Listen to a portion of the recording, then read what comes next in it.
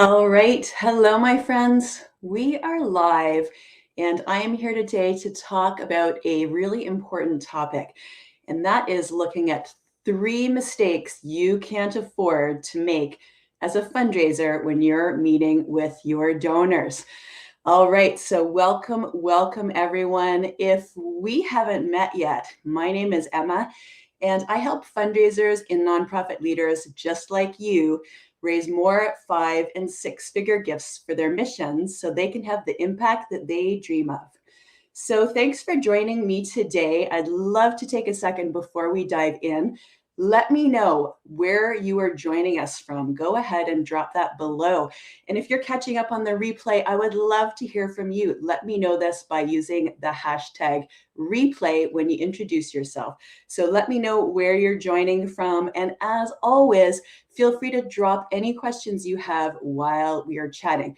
I love for this to be a two-way conversation. This is one of the fun things about going live and about being on video. So don't be shy. Go ahead and drop those questions.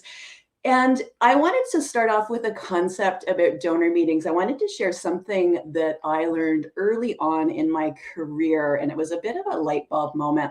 I realized that it is very easy, almost alarmingly so, to have a perfectly pleasant but completely ineffective meeting with a major donor. So let me know if you've ever had this experience, and welcome, Nan. Thanks for joining us from Vermont.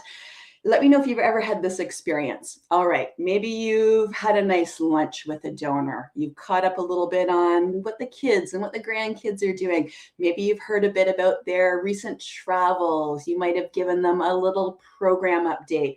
And before you know it, you're picking up the tab and you're saying your goodbyes. And you're left wondering, maybe the donor's wondering too, what just happened there? So what we're going to do today is make sure that this is a mistake of the past. We're going to look at 3 really common ways that donor meetings can go wrong, 3 really common ways that you are headed on that path of perfectly pleasant, but perhaps not as effective as you want those meetings to be. Okay, so let's talk about how exactly we can get more strategic about how we use our time in donor meetings, because this is an absolute necessity if you're going to be bringing your fundraising to the next level. Welcome, Abraham. Thanks for joining us. My mistake number 1 I want to share with you is that you don't have a plan for every single donor meeting. That's mistake number 1. You go into donor meetings without a clear written plan. So planning ahead is really important. Why? Because it can really help you clarify, get more strategic, better understand what you want to achieve with this valuable time that you're spending with your donors. Now, I want to guess what you're thinking here, because there are 2 things I typically hear when I share this with fundraisers.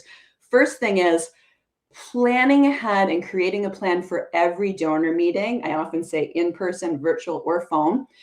That sounds like an awful lot of work, right? The second question or objection I get is, I'm worried about this seeming too calculated, right? I'm a relationship builder. I like to take a more organic approach to my relationship building and to my meetings with donors, right?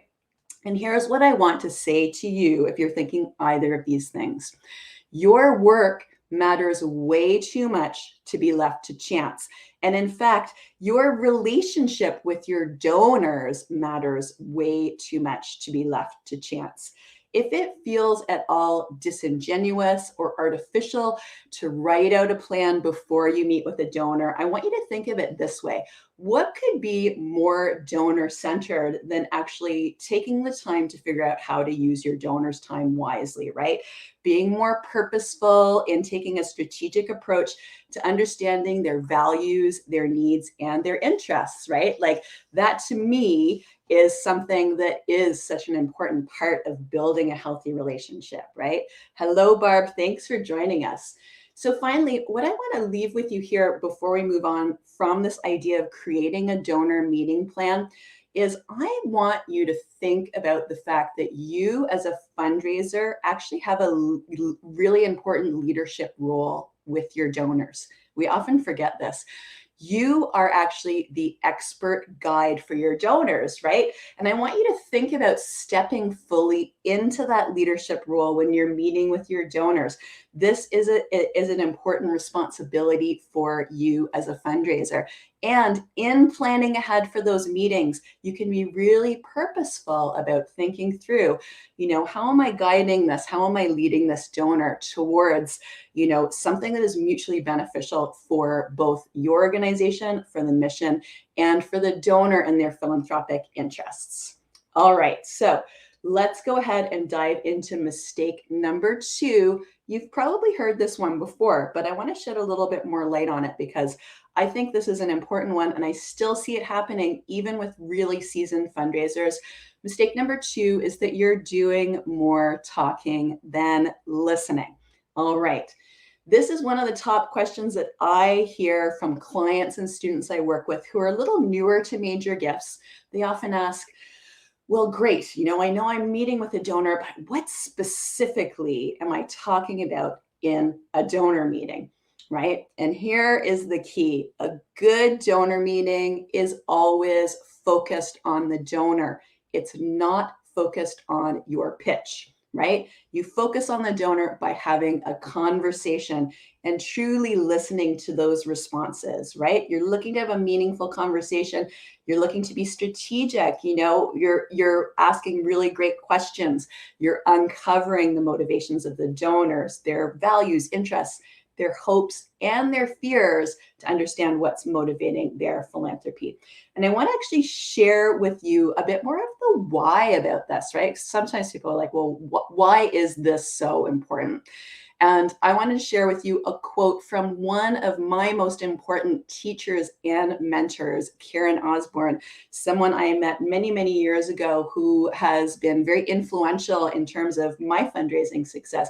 And Karen has a great quote I want to share with you today. So Karen says, people remember more of what they say than what you say, right? People believe what they say more than what you say. Therefore, it's our responsibility as a fundraiser to elicit the case for support from our potential donors. That was a game changer for me when I really wrapped my head around that. And I realized that this is a key step, getting really good at this, getting really good at being strategic and getting the donor to actually eliciting the case from the donor in the donor's own words. That was absolutely something that was a light bulb moment for me. And I hope you find that helpful too, if that's not something that you currently subscribe to, right? So let's think back to this idea of actually planning out your donor meeting. How does that fit in with this idea of planning? As part of that plan, you could actually write out 3 or 4 strategic questions that you want to ask the donor, right? That help move you closer to the goals for the meeting, that help you elicit that case from the donor, right? You could weave in some, all, or none of these questions, but I find it's always really good to have these in your back pocket, and you can adjust your approach depending upon how the meeting is flowing with your donors, right? So yeah, I really do want to emphasize that here. Sometimes people also have a bit of an objection when you're talking about asking donors strategic questions. People might say, well, I don't want my donor to feel like they're on the spot or being grilled. And again, this is a skill that you're building, right? It's the skill of having a meaningful conversation and eliciting thought and eliciting reflection on the part of the donor. Such an important part of our donor meetings, right? So that's mistake number 2, doing more talking than listening. And we talked about why it's so, so important to become more skilled at listening, but also actually eliciting eliciting important responses from your donor. Number 3, I call this my secret weapon. I call this my secret weapon. I'm going to take a sip of water, build the suspense before I share this. My secret weapon for for donor meetings. Well, flip it into the mistake first because we're talking about mistakes. Big mistake I see is around fundraisers leaving a meeting, or again, phone call, in-person meeting, virtual meeting, without having established a mutually agreed upon next step. This is what I call my secret weapon in major gift fundraising. Is something I figured out very early on, is that I always make sure that I do not leave a meeting without establishing a next step with the donor. This is so important in terms of creating a bridge from one interaction to the next. I don't know if this has ever happened to you, but let's say you did have one of those perfectly pleasant, but perhaps kind of ineffective meetings with a donor. You left and you didn't establish a next step. Perhaps you've been in that struggle of saying, oh, okay, what is actually my next touch point? What reason do I have to get in touch with this donor? Again, next time, right? So establishing the next step with the donor before you leave the meeting is just the perfect way to create this bridge. So I want you to think of that metaphor actually as like, what am I doing to create a bridge that is mutually agreed upon between this meeting and my next contact with the donor? So this is something that really will help you keep your forward momentum going if you're thinking strategically about this, right? So again, going back to this idea of having a donor meeting plan, this is something I like to establish in advance. Sometimes it's a little bit of an educated guess on my part. So I'm thinking, what would be a logical next step given what I already know about this donor, where they're at, what their interests are? What is something that I might put forward as a possible next step to get their agreement on before we part ways today? So this is something that may again change during the course of your meeting. You do have to often think on your feet. You do often have to adapt to different situations.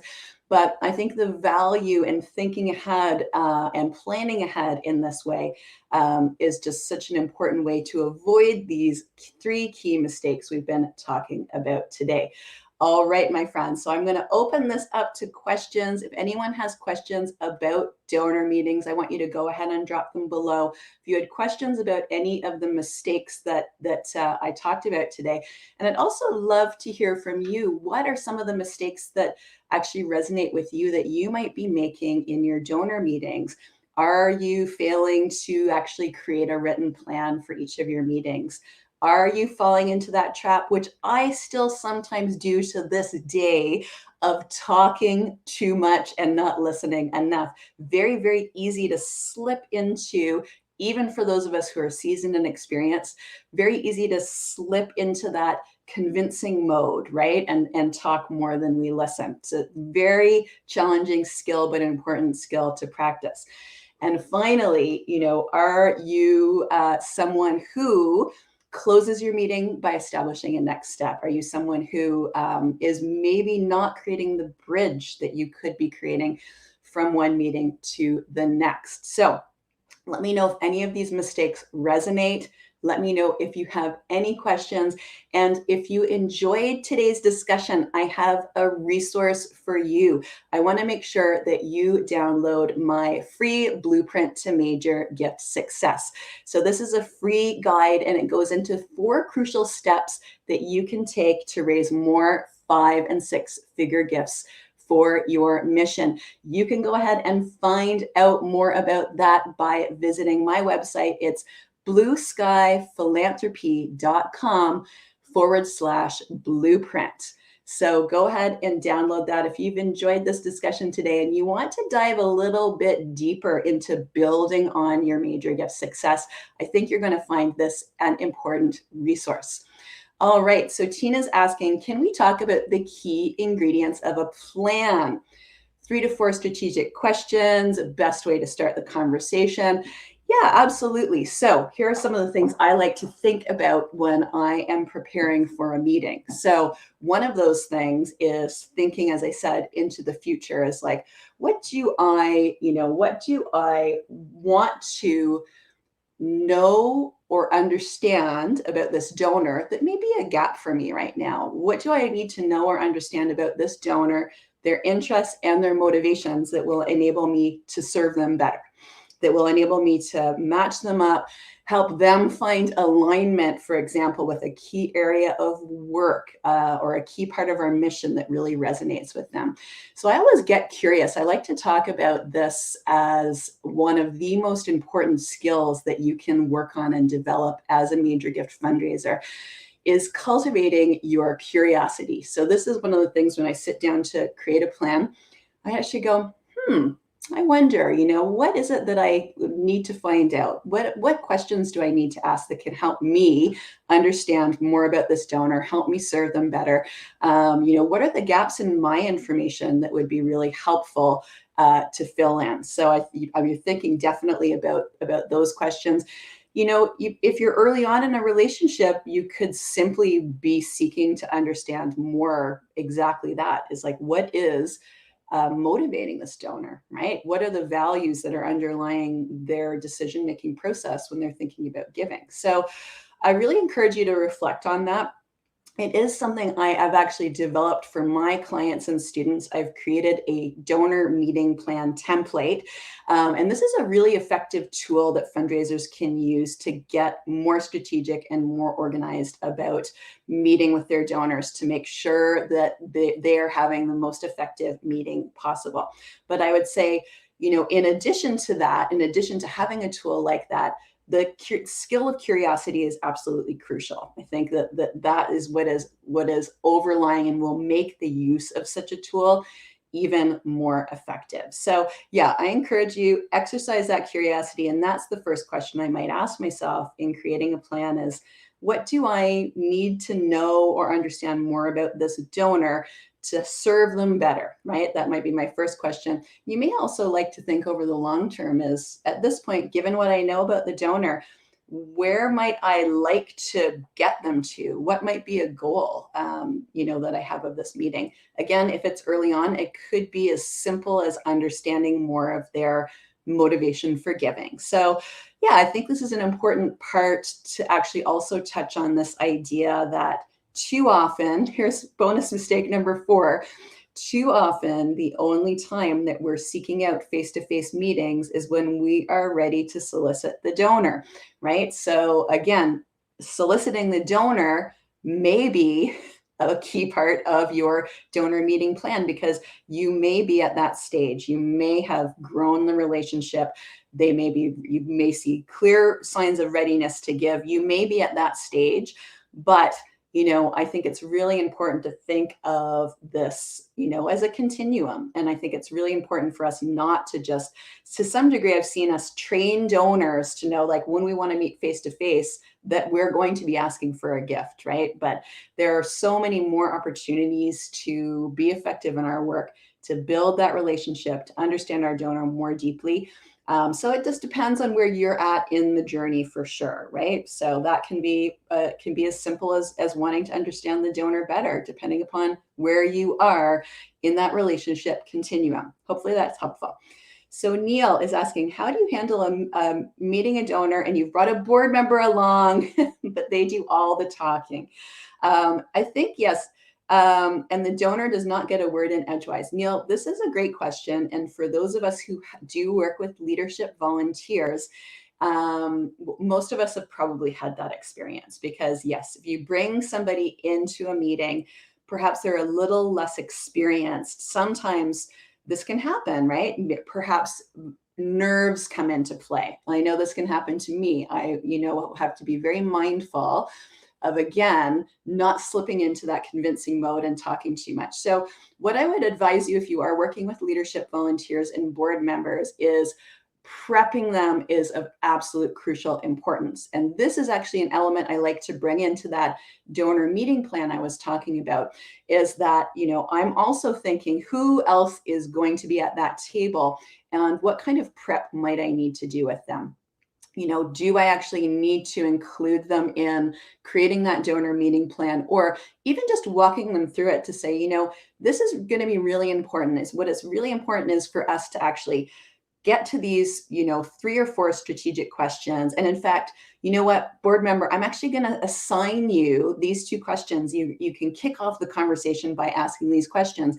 And one of the most important things, one of the most important goals of this meeting is for us to listen and to actually understand more about what's going on with this donor. So we're trying to uncover these values. This is why we're doing this. So I would say briefing is probably something I've also learned through hard experience, my friends, is that making sure that you are connecting with and briefing your donor, your board members in advance is of crucial importance. I've worked with very, very senior leadership volunteers in my fundraising roles. And I think thinking back on mistakes as well, I think one of the mistakes I sometimes see making, let's say we are working with very senior leadership volunteers, perhaps they're senior business leaders, they could be CEOs.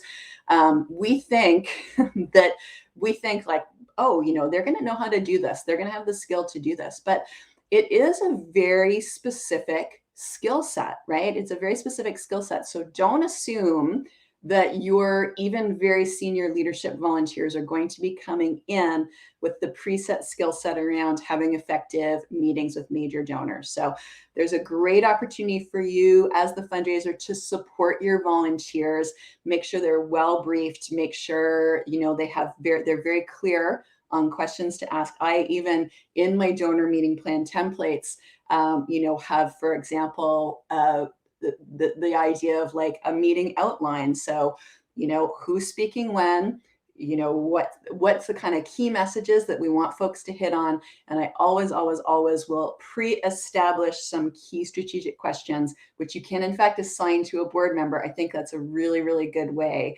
to make sure that you're kind of diving in with setting the right tone, if you will, right? Setting the right tone and getting them knowing, okay, this is going to be my role. Don't be shy to do this, right? Don't be shy to do this. Oh, hello, Nadia. So Neil, I hope that's helpful.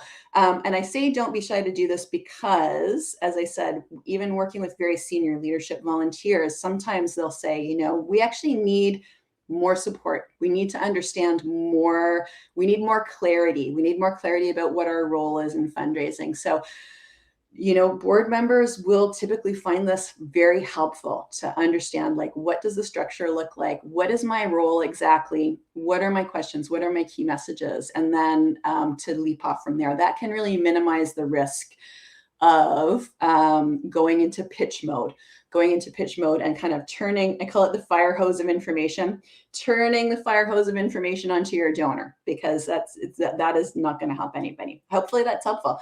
Nadia, hello. Nadia is joining us from the wonderful organization, Community Food Centers Canada. Just speaking about the room for improvement piece to make sure all of the organizational participants in the meeting are aligned on the plan. Yeah, this is crucial. This is crucial. Anytime you bring in additional players into the meeting, whether that is folks from the program or service side, whether if you're in healthcare, it's physicians or researchers, whether you're bringing in leadership volunteers, whether you're bringing in staff, CEO, executive director, it's your role. Let's talk about your leadership role as a fundraiser. It is your role to ensure all of those folks are very clear and very briefed on what's going to be happening in the meeting, as well as what their role is in that meeting. And I want you to think of this as a really important way for you actually to support those that you're bringing into the meeting with you, right? Don't assume that they're going to know exactly what to do. Be really, really clear. And you can also, if you are working with very senior folks, elicit feedback from them. Is there anything else that they want to add in? Any other useful approaches that they see? All right. So hopefully that is helpful, my friends. Let me know if you have any other questions. I'm just going to take a sip of my water. And I love this. These are really good questions about donor meetings. Thank you. Yes, good. I'm glad that's helpful. That's helpful, Neil. That is great. So, all right, with that, I am going to wrap up. I encourage you to keep in touch. I would love to hear if you actually implement any of these ideas today in your meetings and let me know the impact that it has. So with that, I'm going to wish you best of luck. Do keep in touch.